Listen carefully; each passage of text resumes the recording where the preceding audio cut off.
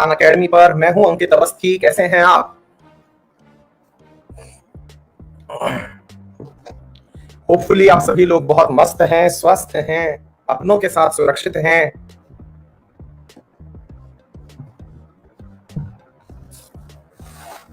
Very good evening.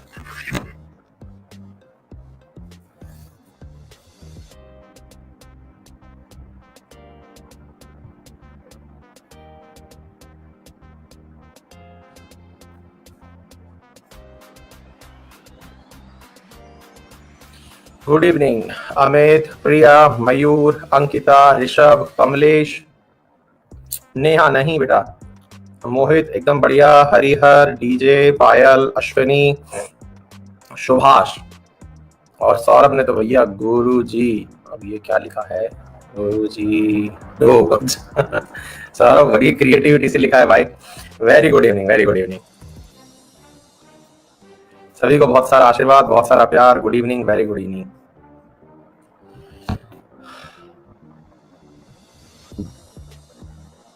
Dinesh ने लिखा है आपके टेलीग्राम ग्रुप में स्पैम हो रहा है। हम किसी अश्लील ग्रुप में ऑटोमेटिक ऐड हो रहे हैं, सिर्फ मेरी प्रॉब्लम नहीं सभी की है। मेरे टेलीग्राम ग्रुप में तो बेटा कोई भी ऐड हो नहीं सकता ऑटोमेटिकली, और उसकी वजह से कहीं और ऐड हो रहे हो। देखो क्या है, मेरे नाम से कोई भी टेलीग्राम चैनल को ज्वाइन मत करना अनटिल अनलेस उसमें ये नंबर ना देख रहे हो कि कितने बच्चे जुड़े हुए हैं, क्योंकि मेरे यहाँ पे किसी और की एंट्री है नहीं, केवल मैं ही मैसेज डाल सकता हूँ। और 54.3 के सब्सक्राइबर हैं अंकित अवस्थी सर नाम से जो टेलीग्राम है उसके ऊपर, ठीक है। और दूसरा है हमारा GK by Ankit Awasthi sir, उस पर 2 लाख स्टूडेंट हैं। दोनों में ही किसी भी जगह पर चैट अलाउड नहीं है, तो मेरी जगह तो कुछ हो नहीं सकता। हाँ, बाकी जो है वो कोई और बहुत सारे अंकित अवस्थी नाम से बहुत सारे हैं, तो मैं उसका तो कैसे आपको जानकारी दे सकता हूँ, क्योंकि बहुत सारे लोगों ने बहुत कुछ बना रखा है। हाँ, मेरा जो आप जिसको ज्वाइन कर सकते हैं वो ये है, मैं लिख देता हूँ यहाँ पे, यही एक ऑफिशियल है मेरा, बस नंबर से आप पहचान लें, बाकी और कोई सॉल्यूशन नहीं है।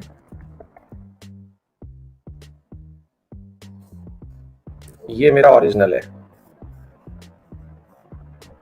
मैंने ये पिन कर दिया, ठीक है। YouTube पर भी मेरे नाम से, मेरा YouTube पर भी एक ही ऑफिशियल चैनल है जिस पर मैं कुछ नहीं पढ़ाता, और उस पर केवल मतलब ऐसे ही बच्चों के फनी वीडियो या फिर कुछ आते हैं, अंकित इंस्पायर्स इंडिया के नाम से, है ना। और उसका मतलब कुछ भी नहीं है, वो मैंने केवल इसलिए कि ताकि कोई मेमोरी एक तरह से जैसे होती है ना कि भाई आप फेसबुक पर कुछ डाल के छोड़ देते हैं, ऐसे छोड़ के रखा हुआ है। बाकी कोई भी मेरा और चैनल नहीं है, तो इसलिए मैं आपको ये बताना चाह रहा हूँ कि आप कृपया करके, हाँ मतलब कोई भी मेरा और चैनल नहीं है, बच्चों ने ही बनाए हुए हैं जो बनाए हुए हैं, ठीक है। तो ऐसी चीजों से बच के रहें। अब मेमोरी शेयर करने के लिए खुद भी एक प्रकार से गूगल यूट्यूब जो है वो आपको एक हार्ड ड्राइव देता है ना, शेयर करने के लिए आप करते रहिए।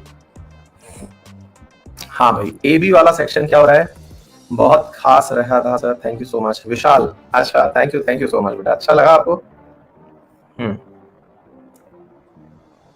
अंकित अवस्थी फन रूम भी अपनी ही क्लास के किसी स्टूडेंट का है ना। मेरा खुद का कोई भी चैनल नहीं है, केवल एक है अंकित इंस्पायर्स इंडिया करके, उसके अलावा कुछ भी नहीं। कई बार मैं मॉर्निंग वाली क्लास में उससे रिप्लाई कर रहा होता हूँ आप लोगों को, है ना। कई बार जब क्लास हैंग हो रही होती है या कुछ हो रही होती है तो मैं वहां से आपको रिप्लाई कर रहा होता हूँ। बाकी और कोई भी मेरा चैनल नहीं है, तो मैं इसीलिए आप लोगों को बता रहा हूँ कि आप कहीं किसी उसमें मत फंस जाइएगा।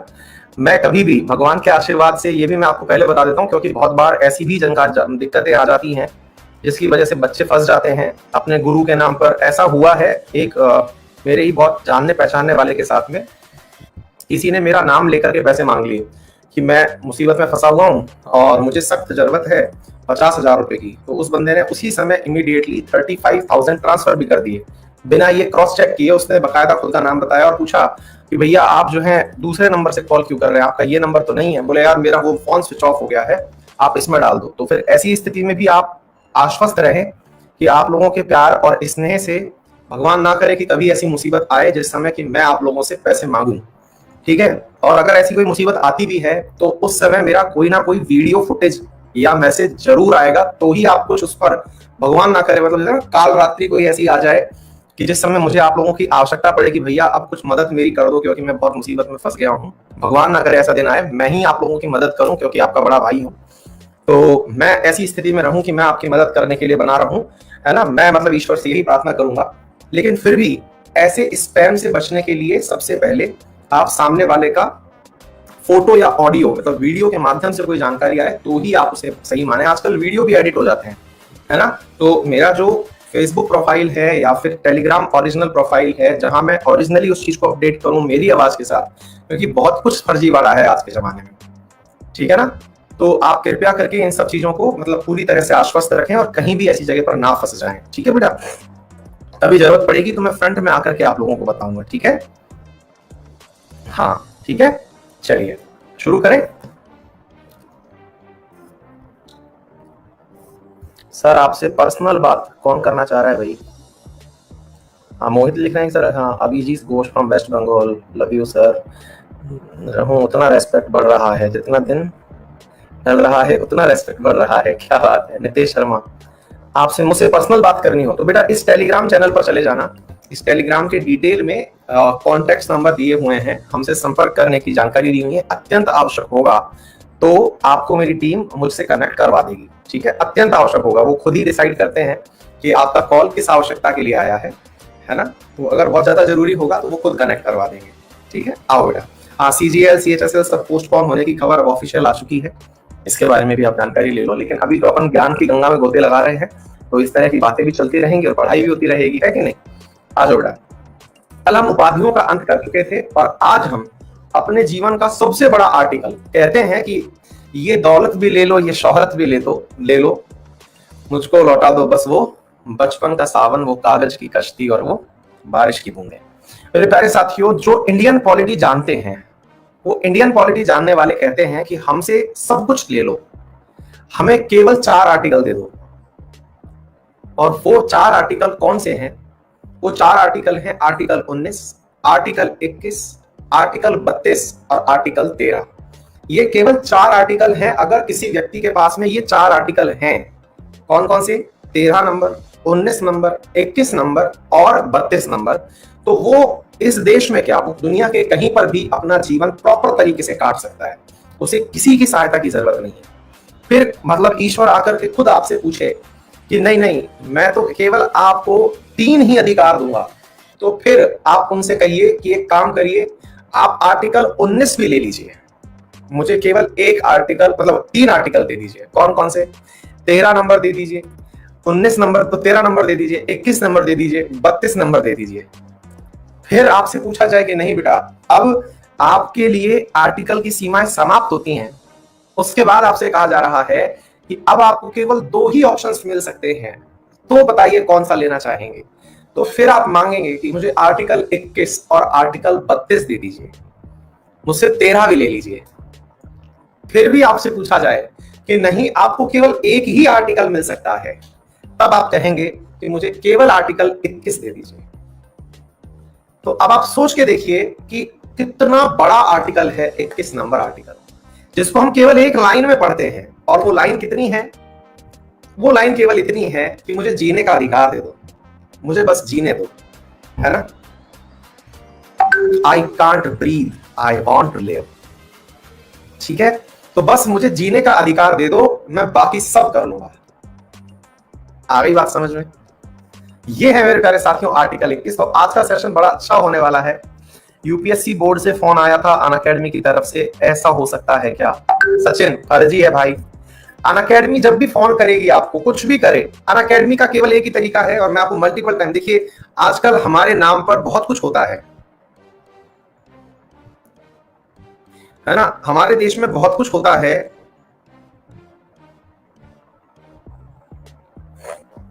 क्या क्या होता है मैं आपको बता दूं कि क्या बता रहा था मैं आपको,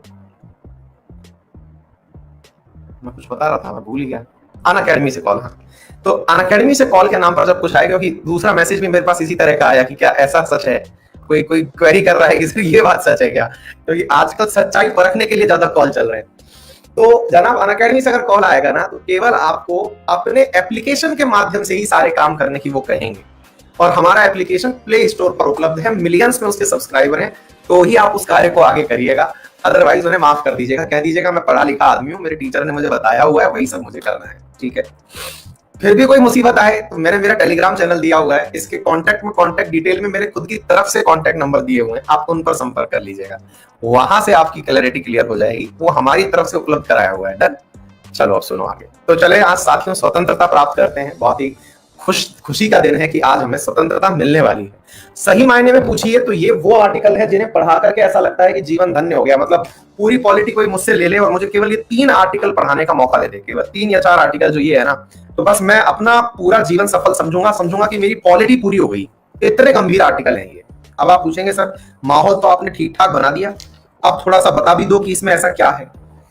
मेरे प्यारे साथियों, इसमें सबसे पहला आर्टिकल जिसकी वजह से इस देश में सबसे ज्यादा मुसीबत छिड़ी हुई है, और वो है freedom of expression, freedom of speech and expression, जिसकी वजह से अक्सर विद्यार्थी लोग कंफ्यूज होते हैं और इस देश के अधिकांश लोग कंफ्यूज होते हैं। वो ये कहते हैं कि ओ माय गॉड, मेरे तो मूल अधिकार हैं, मेरे तो मूल अधिकार हैं कि मुझे बोलने का और मुझे अभिव्यक्ति का आधार मिलना चाहिए, फिर ये सरकार मुझे बोलने क्यों नहीं देती, है ना। मतलब एक जबरदस्त पॉइंट है। कई बार ऐसा होता है कि हम में से बहुत सारे लोग आधा अधूरा आर्टिकल पढ़ के चले जाते हैं। जैसे कल मैंने आर्टिकल 15 पढ़ाया, जब पूरा पढ़ाया तो समझ में आया कि यार रिजर्वेशन तो जो है हमारा मतलब मूल राइट है ना। लेकिन अब कुछ विद्यार्थी फिर वही यार बफर लिख रहे हैं। क्या मैं आपको सही से सुनाई और दिखाई पड़ रहा हूं यार? रिदम मत तोड़ा करो यार, फील चली जाती है। क्या मैं आपको सही से सुनाई दिखाई पड़ रहा हूँ? 95% लोगों को सही से सुनाई दिखाई पड़ रहा हूँ, बाकियों का इंटरनेट खत्म हो गया है, कृपया करके वो अपना इंटरनेट अपडेट कर लें।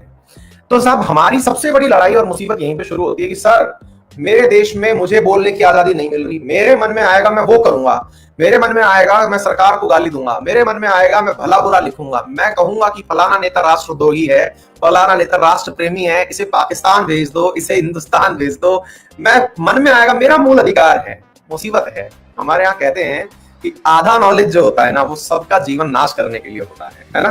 तो मतलब ये वो वाली स्थिति है कि जो आपका जो अर्ध ज्ञान है वो बहुत बड़ी मुसीबत है दुनिया के लिए। ज्ञान हो तो पूर्ण हो, अदरवाइज ज्ञान हो ना हो, है ना। देना हो अगर तो पूरा दो। तो भैया बात ऐसी है कि ज्ञान की बात यहाँ पर केवल 6 पॉइंटों में नहीं समझी जा सकती। ये आर्टिकल 19 कहता है कि बोलने का अधिकार है, दूसरा आर्टिकल कहता है असेंबली का अधिकार, यानी कि हम कहीं पर भी इकट्ठे हो सकते हैं।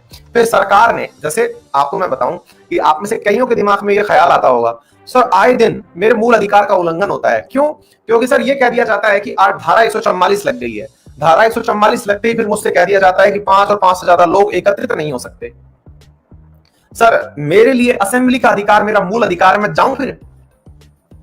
जाऊं फिर सुप्रीम कोर्ट सीधा आर्टिकल 32 लगा करके, मेरी तो आपने पूरी फ्रीडम को छीन लिया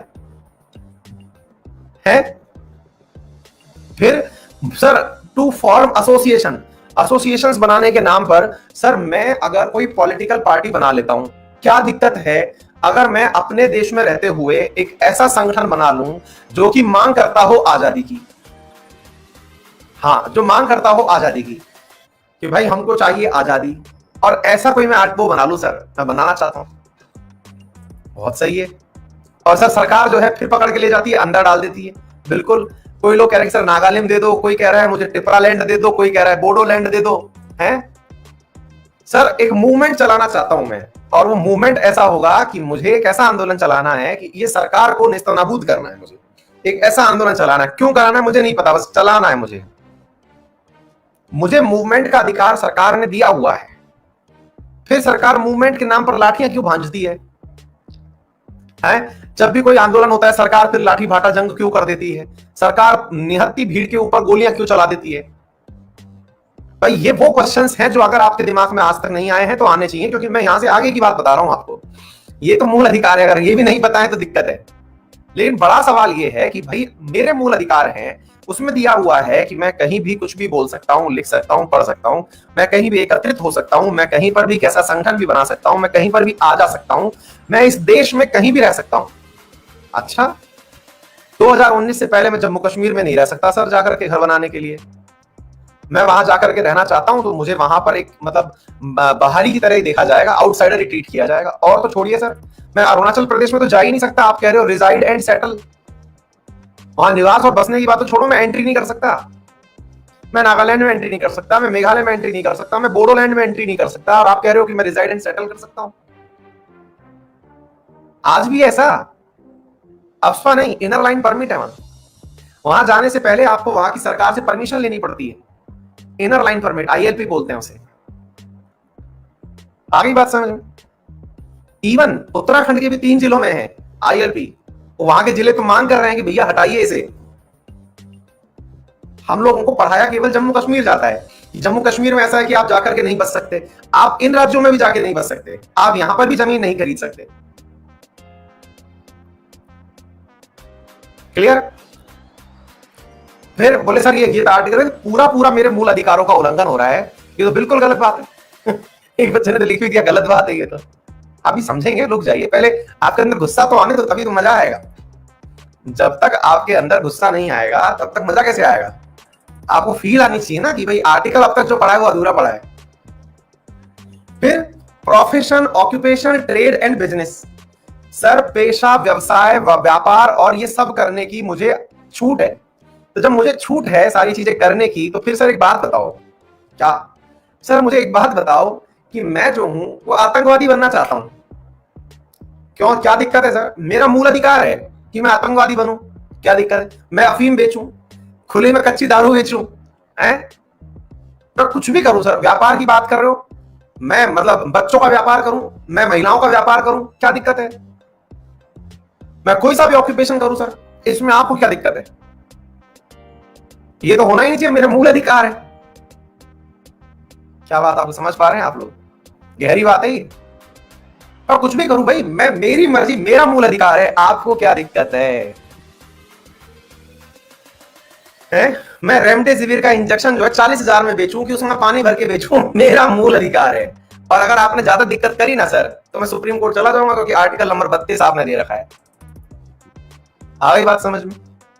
तो इसका मतलब ये हुआ कि हमको जो आर्टिकल 19 में दिखाया गया है वास्तविकता में वैसा है नहीं, वास्तविकता में वैसा है नहीं, वास्तविकता में तो कुछ और ही मामला है। हमको दिखाया ऊपरी ऊपरी सरफेस गया है। हमें एक प्रकार से, जब वो बस जा रही थी, जो मैंने आपको कहा था ना, आप सारी सवारियां बाहर खड़ी हैं और बस वाला आवाज लगा रहा है कि चलिए साहब, प्राइवेट बस है, बढ़िया एसी वीडियो कोच बस है, इसमें बैठिए, ये करिए, हैं? सर वहां घुसने के बाद पता चला कि उस टिकट के नीचे लिखा था कंडीशन अप्लाई, उसके अंदर लिखा हुआ था condition apply, terms and condition apply. ये नहीं पता था सर हमें। ये तो चोट हो गई सर हमारे साथ। अंदर जाने के बाद वो कह रहा है कि नहीं, एसी चलाऊंगा, ये तो मैंने कहा है, लेकिन 1 ही घंटे चलाऊंगा। मैंने ये थोड़ी कहा था कि एसी पूरे दिन चलाऊंगा। है? आपको फ्रंट सीट पर बैठने का मौका मिलेगा, लेकिन मैंने ये थोड़ी कहा था पूरे टाइम आप ही बैठोगे, बारी बारी से बैठोगे। हर व्यक्ति को बिठाऊंगा, पहले तेरा नंबर हो गया, चल तो पीछे चल, अब दूसरा नंबर आएगा वो बैठेगा। मैंने ये थोड़ी कहा था 1 बाय 1 बैठो। मैंने कहा था सबको सीट मिलेगी, मैंने ये थोड़ी कहा था पूरे सफर में मिलेगी। आजकल सरकार कुछ ऐसा ही कर रही है, उसने आर्टिकल इतनी गहराई से पढ़ लिए हैं, समझ लिए हैं कि वो उन आर्टिकल के बीच में, इसे कहते हैं रीड बिटवीन द लाइंस, कि चीज लिखी हुई है, उसमें जो नहीं लिखा हुआ है वो पढ़ लेना। खेला हो गया, खेलो हो वो। आ गई बात समझ में? मैंने कहा था सबको सीट मिलेगी और मैंने फुल बस भर ली।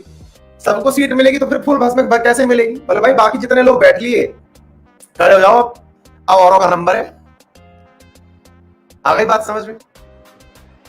ये क्या है? ये इसका मतलब ये है कि हमको यहां पर ये समझना होगा कि हमारे आर्टिकल्स जो दिए हुए हैं वो एब्सोल्यूट नहीं है। वो क्या नहीं है? एब्सोल्यूट नहीं है। तो फिर क्या है? उनमें मेरे प्यारे साथियों रीजनेबल रेस्ट्रिक्शंस हैं।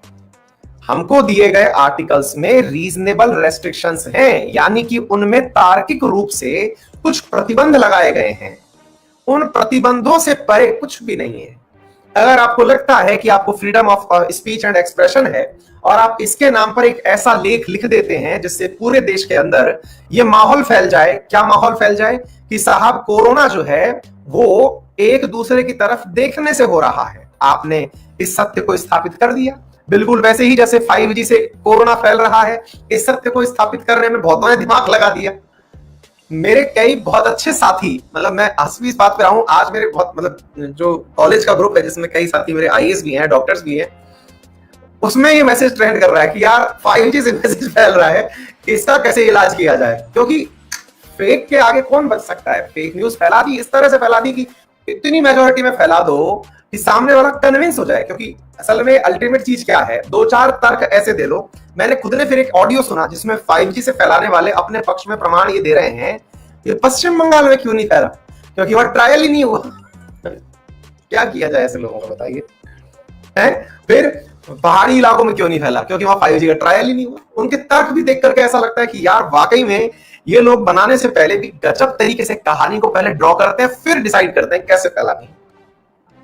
तो भाई बात मुसीबत वाली है कि अगर आपकी वजह से देश में ऐसी पैनिक सिचुएशन बन जाए, कल को मान लो ये न्यूज इतनी ज्यादा फैला दी जाए कि 5G से कोरोना फैल रहा है कि लोग, पता चल रहा है टावर तोड़ रहे हैं, मतलब लोग हॉस्पिटल छोड़ो टावर ढूंढ ढूंढ के तोड़ने लग रहे हैं। और दुनिया के दुश्मन देश तो चाहते ही हैं कि आप टावर तोड़ो, आपकी इकोनॉमी 2 मिनट में ठप हो जाए, पहले ही गरीबी में मारे जा रहे हो।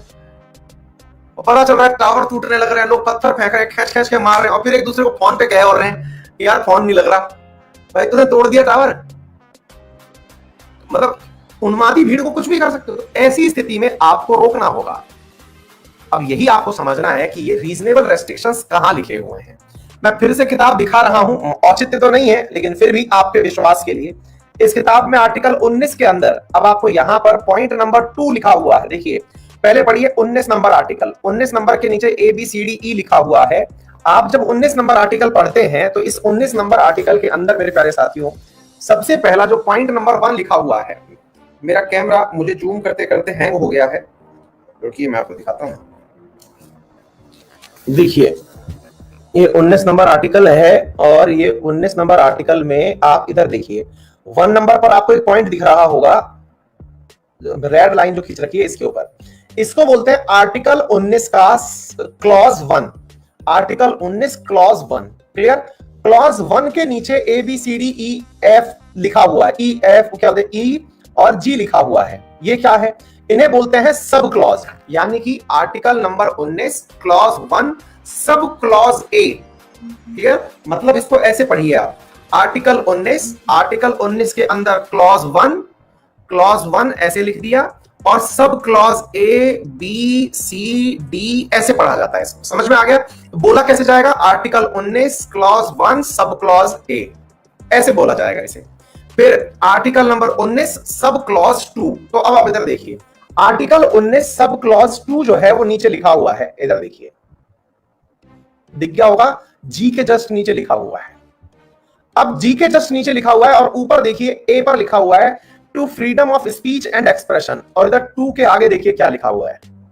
अब मैं आपको पढ़ के सुनाता हूं इस चीज को, जिनको दिख गया कोई बात नहीं, लेकिन जिनको नहीं दिखा उनके लिए तो मैं बोल के सुना ही रहा हूं। लेकिन एक चीज होती है ना, किताब में मैंने भी देखा, मतलब भाई तूने देखा और हाँ मैंने भी देखा, तो अपनी आंखों पर विश्वास होता है। तो मैं वो बात आपको सुना करके सुना रहा हूं। इसमें क्या लिखा हुआ है, nothing in sub clause A, which one, this one, 19 clause 1 sub clause A। तो article 19 clause 2 states that nothing in sub clause A, यानी कि इस सब क्लॉज के अंदर A ऑफ क्लॉज A1। देखिए ये लाइन पढ़िए, देखिए क्या लिखी हुई है।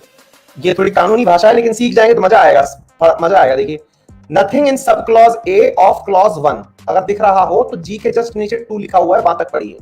ठीक है, अच्छा फिर उसके आगे लिखा हुआ है और यही सबसे रोचक है, nothing in sub clause A of clause 1 shall affect the operation of any existing law। यानी कि इसके अंदर कोई भी बात ऐसी नहीं होनी चाहिए जिसकी वजह से ऑलरेडी बना हुआ कोई भी नियम प्रभावित हो, और prevent the state from making any law. यानी सब क्लॉज 1A के अंदर जो स्पीच एंड एक्सप्रेशन लिखा हुआ है, ये कहीं ऐसा राइट ना बन जाए जिसकी वजह से सरकार को देश चलाने में दिक्कत आए। सरकार कोई राइट, कोई मतलब कानून बनाने जाए और पता चल रहा है कि वो कानून अटक गया, लोग आर्टिकल नंबर 13 के तहत उस आर्टिकल को पकड़े, सुप्रीम कोर्ट ले गए, क्योंकि आर्टिकल 13 ऑलरेडी कहता है कि सरकार कोई भी ऐसा प्रस्ताव, ऐसा कोई भी बिल, ऐसा कोई भी एक्ट नहीं ला सकती, ऐसा कोई भी अध्यादेश नहीं ला सकती जो कि पार्ट 3 में दिए गए मूल अधिकारों को कम करता हो।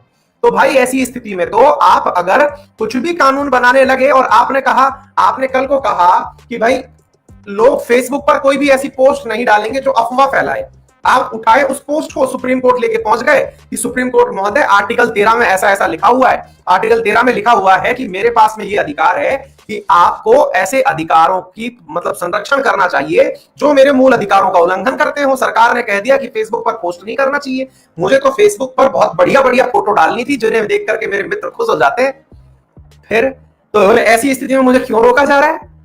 तो भाई ऐसी स्थिति में यहां पर साफ साफ मेंशन है, क्या लिखा हुआ है, और prevent the state from making any law in so far as such law impose reasonable restrictions on the exercise of the right conferred by the said subclause in the interest of sovereignty and integrity of India।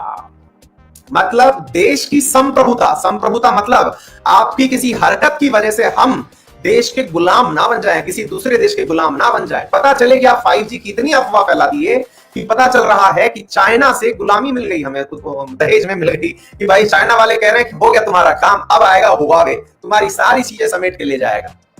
मतलब आपकी हरकतों से ऐसा ना हो जाए। और मैं आपको बता रहा हूं साथियों, ये 5G वाली न्यूज जितनी भी स्प्रेड हो रही है, हो सकता है सरकार थोड़े दिन में फिर ये आदेश दे दे कि 5G के सारे मैसेज डिलीट कर दिए जाए। आ गई बात समझ में? और सुनिए साथियों, एंड इंटीग्रिटी ऑफ इंडिया, यानी कि आपकी हरकतों से ऐसा ना हो जाए कि देश के अंदर संप्रभुता को खतरा पहुंचे और देश की एकता को खतरा पहुंचे। पता चले आपकी वजह से ऐसा उन्माद फैल गया। क्या कारण होता है कि बहुत सारे ऐसे राजनेताओं को जो कि भड़काऊ बयान देते हैं उन्हें पुलिस गिरफ्तार कर लेती है। वो तो अपने कह सकते हैं कि मैं तो मेरा फ्रीडम ऑफ एक्सप्रेशन और स्पीच दे रहा था, मुझे क्यों गिरफ्तार किया गया? क्योंकि आपकी वजह से देश की अखंडता को खतरा है, इसलिए आपको पकड़ा जा रहा है। The security of the state, देश की सुरक्षा को आपकी वजह से खतरा हो जाए। Friendly relation with foreign state, आपकी वजह से विदेशी संबंध खराब हो जाएं, जैसा कि हम लोगों ने गंद मचाई थी। हमने जितनी ओली की मूवी बनाई है हमारे देश में उतनी शायद कहीं ना बनी होगी। ओली इतना फेमस नेपाल में नहीं होगा जितना हमारे यहां पर है। हमने उसकी ओली की कहानी बना दी भैया चाइना वाली एक मैडम के साथ में, और हमारे बड़े बड़े दिग्गज जो पत्रकार हैं वो इसके अंदर प्रसिद्ध थे। ऐसी ऐसी कहानियां बनाई कि ओली के साथ हमारे संबंध खराब हो गए, ओली ने रिश्ते तोड़ लिया। चल क्या रहा है? तो कुछ भी बना रहे हो। आपके यहाँ पर मीडिया हाउसेज जो काम कर रही हैं, ऐसी स्थिति में आपको पता होना चाहिए कि भारतीय मीडिया को नेपाल में बैन कर दिया गया। ठीक है, अच्छा, तो ऐसी स्थिति में हमारे विदेशी देशों के साथ संबंध खराब नहीं होने चाहिए। पब्लिक ऑर्डर नहीं बिगड़ना चाहिए, यानी जो डिसिप्लिन है, जो पुलिस के साथ व्यवसाय हो रहा है, वो नहीं बिगड़ना चाहिए। डिसेंसी और मॉरलिटी और in relation of contempt of court, ऐसी कोई भी बात आप मत बोल दीजिएगा जिसकी वजह से कंटेम्प्ट ऑफ कोर्ट हो जाए। इसी कारण से प्रशांत भूषण को ₹1 का जुर्माना सहन करना पड़ा था। आपको बात समझ में आ रही है? कंटेम्प्ट ऑफ कोर्ट में प्रशांत भूषण ने जब ये बोला कि जस्टिस बोबड़े तो भैया हार्ले डेविडसन की सवारी कर रहे हैं और दुनिया को लॉकडाउन में डलवा रखा है, तो ऐसी स्थिति में उनके ऊपर कंटेम्प्ट लगा। क्यों? क्योंकि उन्होंने कोर्ट की अवमानना करी थी, कोर्ट के खिलाफ टिप्पणी करी थी। आप कुछ भी नहीं बोल सकते हैं, मतलब बोल सकते हैं लेकिन कुछ भी ये अलाउड नहीं है। ठीक है, इसके अलावा defamation and incitement of to an offence, आप ऐसा नहीं कर सकते कि आप किसी को अपने निज हित के लिए किसी को डिफेम करने लग जाएं। जैसे आपको यदि मालूम हो तो देश में जब मोदी जी का शासन नहीं था तो मोदी जी को बहुत सारी पॉलिटिकल पार्टी तरह तरह के नामों से पुकारा करती थी। वो नाम लेना भी फिलहाल के लिए डिफेमेशन काउंट किया जा सकता है, इसलिए मैं नहीं लूंगा। तो नाम से पुकारा करती थी कि ये तो यों है, ये तो यों है, वो डिफेमेशन था और उसके ऊपर सजा का प्रावधान है। अगर वो मानहानि का केस लगा देते हैं तो इसके ऊपर सजा का प्रावधान है। आप ये नहीं बोल सकते कि मेरे पास freedom of speech and expression है, जी नहीं। क्या आपको मेरी बात समझ में आ गई? तो कहने का अर्थ क्या है? कहने का अर्थ है मेरे प्यारे साथियों कि हमारे यहां पर आर्टिकल 19(1) में जो लाइन लिखी हुई है वो छोटी सी है, इतनी सी लाइन लिखी हुई है, the freedom of speech and expression. हम सोच के खुश हो जाते हैं, वाह भाई वाह, मजा ही आ गया, इतनी सारी फ्रीडम हमको दे दी गई, मजा आ गया। और नीचे ही जब हम खोल के देखते हैं तो भाई जो सब क्लॉज 2 के अंदर बातें लिखी हैं, क्लॉज 2 के अंदर बातें लिखी हैं वो 5 लाइन की हैं, यानी कि पॉइंट नंबर ए तो 1 लाइन का है और जो 2 नंबर सब क्लॉज है वो भैया 5 लाइन का है। क्या आपको मेरी बात समझ में आ गई? क्या आपको मेरी बात समझ में आ गई? मतलब एक पॉइंट के पीछे जो रीजनेबल रेस्ट्रिक्शंस दिए वो पेज भर के दिए। ऐसे ही आपका सब क्लॉज 2 पढ़ लीजिए। उस सब क्लॉज 2 के लिए जो देखिए यहां पर जो ये लिखा हुआ है सब क्लॉज बी लिखा हुआ है असेंबली। अब देखिए इधर आपने 2 पढ़ा, अब इधर देखिए नंबर 3 लिखा हुआ है एग्जैक्टली जो ए वाले के लिए ऊपर लिखा हुआ था nothing in sub clause A, ऐसे ही इसमें देखिए nothing in sub clause B, ऐसे ही 4 में 3 में 3 के बाद 3 में चलिए, 3 के बाद 4 में चलिए सब क्लॉज सी, ऐसे ही सारे सब क्लॉज देख लीजिए आप, शायद आपको दिख जाए। 5 नंबर पर देखिए, 6 नंबर पर देखिए, सारे सब क्लॉज के लिए मैं केवल आपको यह दिखाना चाह रहा हूं कि हर सब क्लॉज के लिए रीजनेबल रेस्ट्रिक्शंस दिए हुए हैं, पढ़ाना नहीं चाह रहा हूं। आ गई बात समझ में? मतलब हम केवल ऊपर वाला पढ़ें, हम केवल ऊपर वाला पढ़ें, ये हमारी गुस्ताखी है साथियों। असल में तो जो सब क्लॉज नीचे लिखे हुए हैं, अब आप कह रहे हैं कि सर पढ़ा दीजिए। मजेदार बात बताऊं, सेम लाइन कॉपी पेस्ट की गई है, क्लॉज 2 में, क्लॉज 3 में, क्लॉज 4 में, क्लॉज 5 में, सब जगह एक ही लाइन है। और क्या है? Integrity, sovereignty, public order, security, ये चीजें नहीं टूटनी चाहिए। यानी कि अगर आपने क्लॉज 2 पढ़ लिया तो लगभग आपने सब कुछ पढ़ लिया। आ गई बात समझ में? अब मजा आया आप लोगों को फ्रीडम ऑफ एक्सप्रेशन पाके? बोलिए जी, क्या आप लोगों को अब प्रॉपर आनंद आया? फ्रीडम ऑफ एक्सप्रेशन आपको मिल गया है? उम्मीद है आप सभी लोग अपनी फ्रीडम पाकर के बहुत खुश होंगे।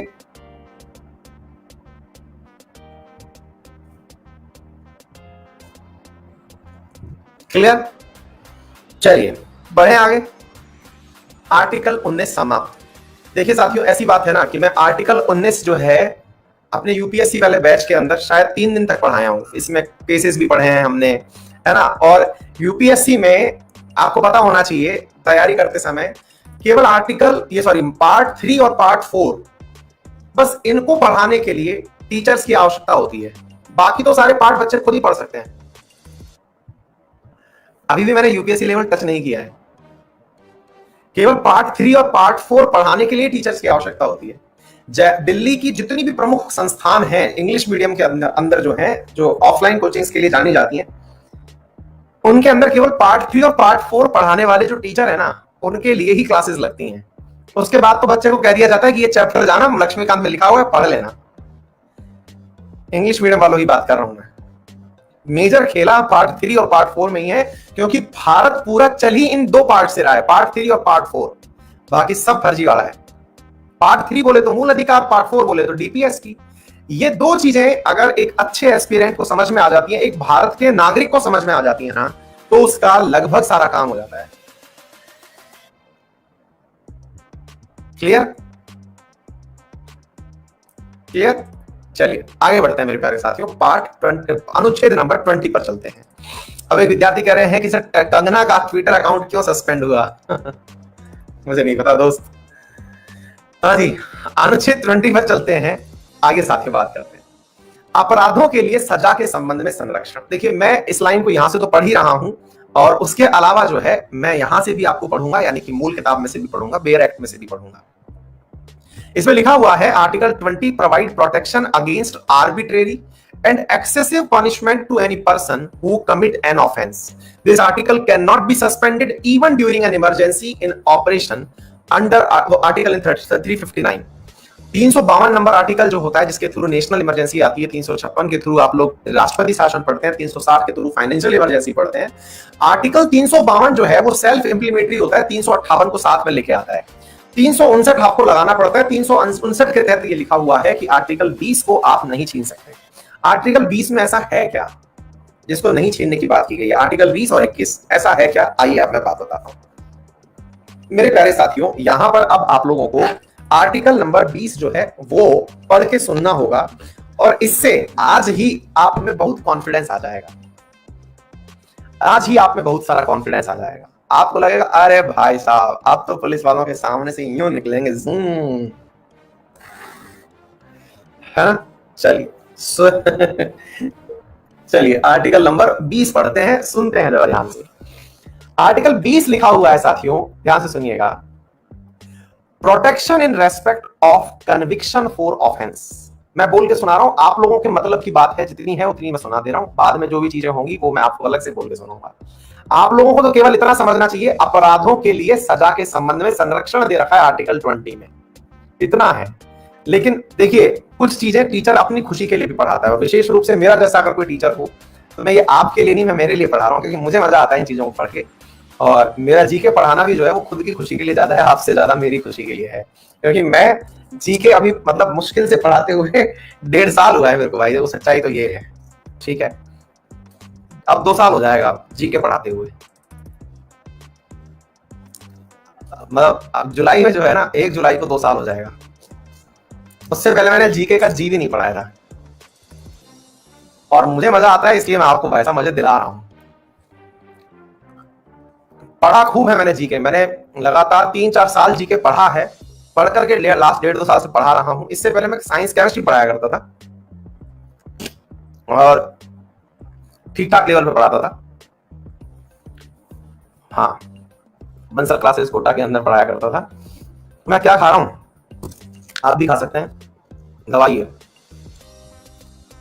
Vitamin C actually. सुनिए, वो मेरा थोड़ा सा गला इन्फेक्शन का हो रहा है, सुनिए साथियों। Protection in respect to conviction for offence, पहला पॉइंट सुने। अरे भैया, एक विद्यार्थी जो है वो हमसे पढ़े हुए भी हैं क्या? शुभम यदुवंशी लिख रहे हैं कि मैंने पढ़ा है आपसे, ये देखिए। चलिए,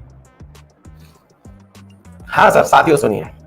no person shall be convicted of any offence except for violation of a law in force at the time of commission of act charged as an offense, nor be subjected to a penalty greater than that which might have been inflicted under the law in force at the time of commission of the offense। मतलब क्या है? मतलब simple है,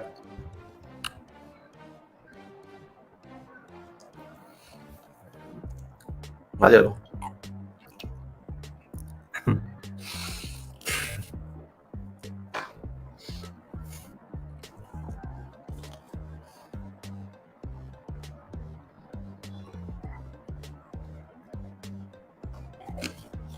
जल में घुलनशील vitamin C.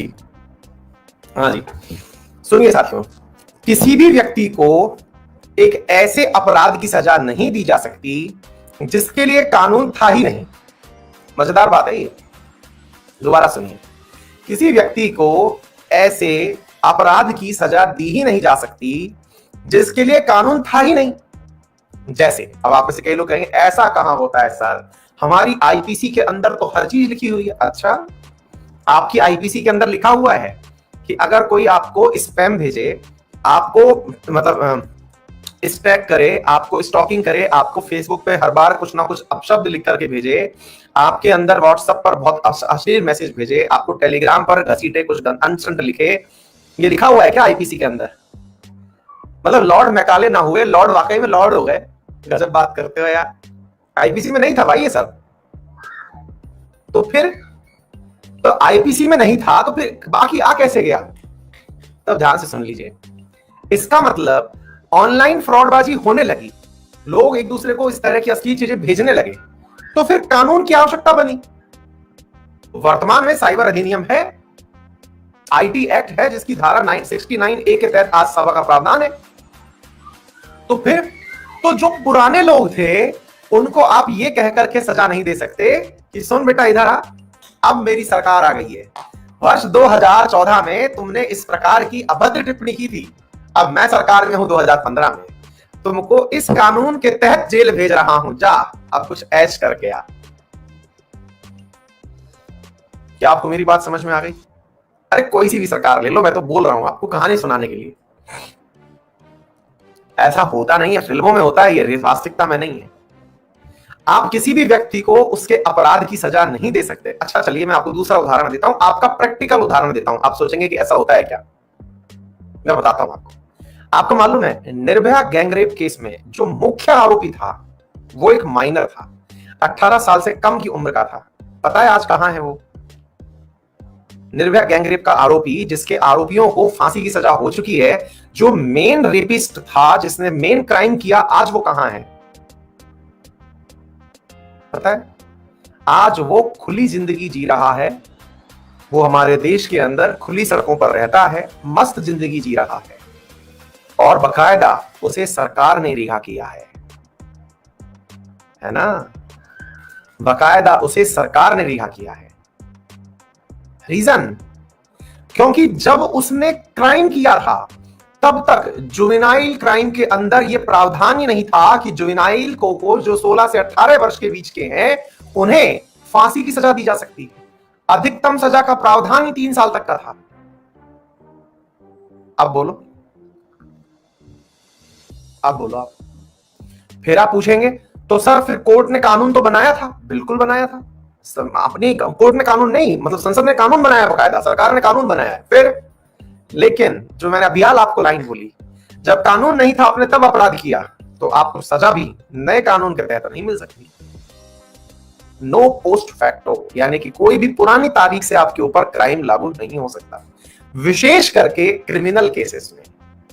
अर्थात अगर अब कोई जुवेनाइल क्राइम करेगा तो उसे फांसी तक की सजा दी जा सकती है, लेकिन ये लैंडमार्क डिसीजन के बाद से ये घटना हुई है, उससे पहले नहीं।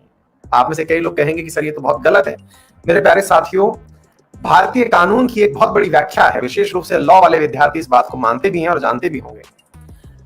100 गुनहगार छूट जाएं तो भी कोई दिक्कत नहीं है, लेकिन जस्टिस ये कहता है कि कोई निर्दोष को सजा ना मिले। 100 गुनहगार छूट जाएं, अर्थात अगर आज हमने ये सोचा कि निर्भया गैंग रेप का आरोपी छूट गया, ठीक है, हमारे लिए बहुत हृदय विदारक है, हम इस घटना को बहुत ज्यादा उद्विग्न रूप से लेते हैं, बहुत दिल टूटता भी है हमारा, लेकिन इस बात में ये खुशी भी होती है कि मेरा प्यारा संविधान कितना अच्छा है। मुझे इतना अच्छा संविधान मिला है कि कोई मुझसे बदला लेने के लिए कानून नहीं बना सकेगा, कोई मुझसे बदला लेने के लिए कानून नहीं बना सकेगा। आप डर के नहीं जिएंगे। है जबरदस्त चीज। आपकी स्वतंत्रता ऐसे ही नहीं है साथियों। फील आती है कि नहीं आती है? मतलब कई बार तो गूज बम्स आते हैं जब ऐसी लाइन पढ़ते हैं ना, रोए खड़े हो जाते हैं कि यार ये चीज है मतलब असली जो पढ़नी चाहिए। फिर आप पूछेंगे अच्छा सर अगर ऐसा है तो फिर एक बात बताओ, आपने एक लाइन ये क्यों बोली, ओनली इन क्रिमिनल केसेस, बाकी सिविल केसेस में ऐसा हो सकता है क्या? हाँ, ये बात आपने सही पकड़ ली। सिविल केसेस में ऐसा हो सकता है क्या? आंसर है जी हाँ, हो सकता है। सिविल केसेस में ऐसा हो सकता है, अर्थात अगर किसी ने टैक्स नहीं चुकाया, टैक्स ना चुकाने की सजा आज तक तो नहीं थी, लेकिन कल सरकार आती है और आपसे कहती है कि आपने टैक्स नहीं चुकाया इसलिए आपके ऊपर सजा दी जा रही है, तो ये पॉसिबल है। अब सवाल बनता है सिविल और क्रिमिनल में क्या अंतर है? जहां पर खून बहे वो क्रिमिनल है, बस यूं समझ लो आप, आसान भाषा में। आ गई बात समझ में? जहां पे खून बहे वो क्रिमिनल है। अब एक विद्यार्थी का चोरी में, डकैती में, इनमें तो खून बहता ही नहीं है। बिल्कुल आप सही कह रहे हैं। फिर ये कोर्ट प्रूव करती है कि वो चोरी थी कि नहीं थी, और इसकी पूरी व्याख्या है आईपीसी के अंदर। चोरी क्या है, डकैती क्या है, फ्रॉड क्या है, इनकी आईपीसी की धाराएं हैं। आपके अनुसार जो अखबारों में लिखा आता है कि 5 लोगों ने मिलकर डकैती दी, 4 लोगों ने मिलकर के रॉबरी की, ऐसा होता नहीं है। आईपीसी में सबके लिए अलग धाराएं हैं। कभी आइएगा हमारे साथ आईपीसी की क्लास में बैठिएगा, पढ़ानी है मुझे, आईपीसी की क्लास पढ़ानी है अपने कुछ विद्यार्थियों को। आईपीसी और सीआरपीसी पढ़ाना है मुझे मेरे यूपी पीसीएस वाले विद्यार्थियों को, उनके एग्जाम की डेट आ जाए, उनके लिए लेनी है क्लास। आ गई बात समझ में? पहला पॉइंट समझ में आ गया आप लोगों को। दूसरे पॉइंट पर, इसी में एक दूसरा पॉइंट है, वो सुनते हैं। No person shall be prosecuted and punished for the same offence more than once. अब दूसरा पॉइंट सुनिए। आपके समय पर कानून नहीं था, मान लीजिए कि आपके समय पर कानून नहीं था, एक ऐसा कानून था जिससे आपके दिल को शांति नहीं मिली। जैसे मान लीजिएगा कि जुवेनाइल जस्टिस बोर्ड के द्वारा ऐसा जो नियम बनाया हुआ था जिसमें 16 से 18 वाले माइनर को 3 साल तक की सजा का प्रावधान था। फॉर एन एग्जांपल हम ले लेते हैं।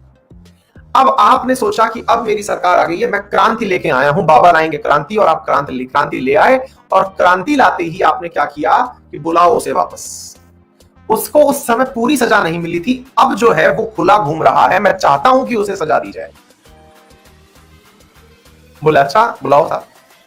जान याद रखिएगा साथियों, चाहे उसने 7 दिन की ही सजा काटी हो उस केस में, लेकिन अब सेम धाराओं में उसके ऊपर उसी चीज की सजा नहीं हो सकती। इसका एक बहुत बड़ा लाभ दूं मैं आपको। अगर आपने हेलमेट नहीं लगाया, ये हालांकि चीज सिखाने वाली नहीं है लेकिन फिर भी सीखेगा, आर्टिकल नंबर 20 है ये। आपने अगर हेलमेट नहीं लगाया और आपका चालान कट गया, उस चालान की रसीद से आप दिन भर घूम सकते हैं। कॉलेज में हम लोगों ने भी खूब ये स्टंटबाजी की है, आपने भी कई ने की होगी, क्योंकि हेलमेट लगाते ऐसा लगता था चार ही तो बाल हैं, ये खराब हो जाएंगे तो क्या होगा, है? और बच्चों को दिखेगा ही नहीं कि साहब बाइक पे घूम रहे हैं, है कि नहीं? अब इतनी महंगी बुलेट बाइक लेके आप निकले हो और भाई साहब फटफट फटफट हो रही है, किसी को पता ही नहीं चल रहा कि भाई किसकी फट रही है, तो फील ही नहीं आता ना, तो भाई हेलमेट होना ही नहीं चाहिए। तो ऐसी स्थिति में पहले अपने किसी भाई को पटा के रखो। नुक्कड़ चौराहे पे गए, भैया सुनो यार थोड़ा चालान काट दो। बोले क्यों? बोले यार जो है ना मैं हेलमेट लाना भूल गया हूँ। बोले यार मैं चालान काट ही नहीं। अरे यार तुम काटो तो सही यार, आज फुल टसन का मूड है, तो 100 रुपए का चालान काटो, पर चालान काटना। ठीक है पहले चालान काट, अपन मस्ती से घूम रहे हैं बस, बढ़िया। पुलिस वालों ने हाथ दिया, हाँ भाई साहब रुकिए चालान कटेगा। सर है ऑलरेडी, जाने दो। 100 रुपए में फुल। क्यों? क्योंकि आपके मूल अधिकार में आर्टिकल नंबर 20 लिखा है, no person shall be prosecuted and punished for the same offence more than once. है मस्त? आ गई बात समझ में? थर्ड पॉइंट सुनिएगा, no person accused of any offence shall be compelled to be witness against himself. अब ये क्या है साथियों? ये सवाल जबरदस्त है। तीसरा पॉइंट जो है वो तो और भी मस्त है, और वो क्या है? हाँ, वन डे का ही होता है वो, ऐसा नहीं कि जीवन भर का करवट कटवा लिया कि जन्म मरण का साथ है भैया दे दो लाओ। शादी का सर्टिफिकेट थोड़ी है जो साथ साथ साथ जीवन का मिलेगा। हाँ भाई, इसमें क्या है? इसमें ये है मेरे प्यारे साथियों, no person accused of any offence shall be compelled to be witness against himself. इसका मतलब ये हुआ कि कोई भी व्यक्ति जो है उसे आप खुद के खिलाफ गवाही देने के लिए उत्तेजित नहीं कर सकते, उसको उकसा नहीं सकते। अगर आपको मालूम हो तो पूरी की पूरी फिल्मों में अपन जब देखते हैं, पूरी पुलिस इस बात को सिद्ध करने में लगी होती है कि इसी व्यक्ति ने क्राइम किया है। कई बार आपको ऐसी फीलिंग नहीं आती, चार इसी के नीचे कान के नीचे लगा के दे और इसी से पूछवाए, बता तूने क्राइम किया है कि नहीं किया है? ये लपक के बोल पड़ेगा, हाँ मैंने ही क्राइम किया है। कई बार फीलिंग नहीं आती। इसको बुला, इधर बुला। लाइव डिटेक्शन टेस्ट को आज तक परमिशन नहीं मिली हुई है। लाइव डिटेक्शन टेस्ट जो है, मतलब वो झूठ बोलने को लेकर के जो पकड़ने वाला टेस्ट है, लाई डिटेक्शन टेस्ट, उसको मान्यता नहीं है। घंटी बजी, एक्चुअली आज बारिश हुई है और मैडम ने बनाया पकोड़े, हमारा हो रहा है टाइम जाने का, बोल के आए हैं। आ गई है मैडम, देखिए देखा उधर से आ गई है। मैडम आर्टिकल पढ़ा रहे हैं, नो सेल्फ डिस्क्रिमिनेशन, आप हमें जो है डांटेंगी नहीं। आ गए मैडम जी, आ गए। सुनिए साथियों, तो मुद्दा क्या है समझ रहे हैं आप लोग? तो मुद्दा ये है, थोड़ी बातें मत सुनो। तो मुद्दा ये है कि साहब अगर आपको कोई भी धमका करके कहे कि तू गुनाह स्वीकार करके किया है, और आपने पुलिस के डर के मारे गुनाह स्वीकार कर भी लिया कि भाई नो सेल्फ इंक्रिमिनेशन, मैंने तो पढ़ा है मूल अधिकारों में कि मैं अपने खिलाफ गवाही देने के लिए वो नहीं किया जा सकता।